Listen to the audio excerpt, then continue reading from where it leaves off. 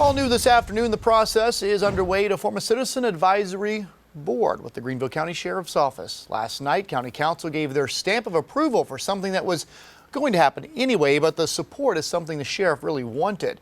The sheriff spoke with us today about what this board will be responsible for and what power it will actually have. Fox Carolina's Amber Worthy is live outside the Law Enforcement Center in downtown Greenville with more. Yes, so the sheriff says that this board won't be reviewing a deputy's actions because they have SLED and other agencies who act as impartial parties in that process. But he says this will be like bringing in liaisons who will be a voice for the community inside of the department. Building trust between those who wear a badge and the community that they protect.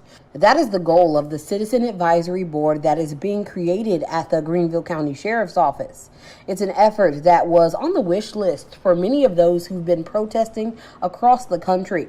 But Sheriff Hobart Lewis clarified that they won't have subpoena powers. There will be none. When you talk about subpoena power and a review board for citizens, I think it's really irresponsible, to be quite honest, for us to ask citizens to come in and judge our policy and procedures and how we enact them. We have SLED to review those. We have the Attorney General's office. We have the Solicitor's office. We have other agencies we can call in if something needs to be looked at from an impartial standpoint. So this is not a review board in any way. This is an advisory panel to help build a relationship with us and the community. He says if you want to be on the board, you can call your council member to be placed on a list that will have a background check completed along with an application. Local activists and politicians aren't going to be considered. And we don't want to diminish the credibility of the board. We don't want to diminish the credibility of any politician or any activist. Because that's exactly what will happen. Somebody will say, well, you're siding with the police because you're on this board, or somebody will call them and say, because you're on this board, can we do this, this, and this?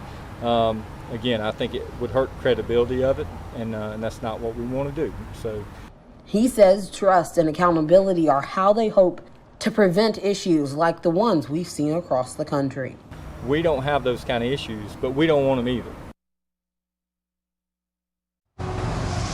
And if you don't know who your council person is or how to get in touch with them for consideration, we'll have that information inside of the Fox Carolina News app. Reporting live in Greenville, Amber Worthy for the 4 o'clock news. Amber, thank you for that live report.